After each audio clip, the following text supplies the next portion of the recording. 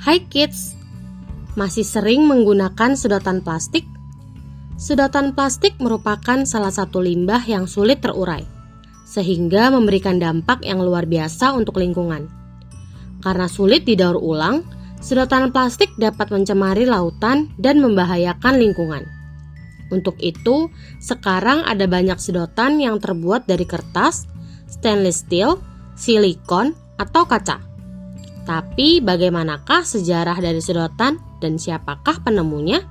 Kita cari tahu yuk. Sebelum kita lanjut videonya, jangan lupa klik tombol subscribe dan tombol loncengnya ya. Awal penemuan sedotan 3 Januari 1888 atau tepatnya 134 tahun lalu, sebuah ide membuat sedotan modern dipatenkan di Washington, Amerika Serikat. Marvin Chesterton merupakan penemu ide brilian ini.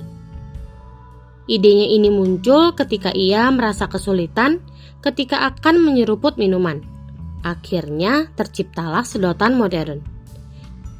Ia mengatakan ada sesuatu yang masuk ke dalam minumannya, yakni residu dari bahan sedotan kuno saat itu. Diketahui, para pria minum menggunakan sedotan yang terbuat dari gandum hitam alami, yang memberikan rasa seperti rumput pada minuman yang mereka minum. Selama berabad-abad, enggak jarang orang memesan tonik yang diresapi dengan rasa rumput alami. Melihat hal itu, Stone enggak sabar dan ingin sebuah inovasi agar minumannya terasa nikmat ketika diseruput. Dalam percobaan pertamanya, Stone melilitkan kertas pada sekitar pensil untuk membuat tabung tipis, menggeser pensil dari salah satu ujungnya, dan mengoleskan lem di antara potongan-potongan itu, dan jadilah sedotan kertas. Berdasarkan The Washington Post, sedotan kertas ini dibawa ke kedai minuman favoritnya, Aman's, di Nin Street and Way.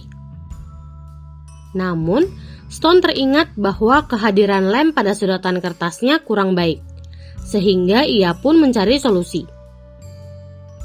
Kemudian, ia menyempurnakannya dengan membuat mesin untuk menggulung kertas ke dalam tabung dan melapisi bagian luarnya dengan lilin parafin agar tidak meleleh.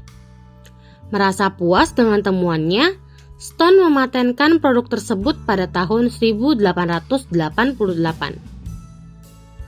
Produksi sedotan massal.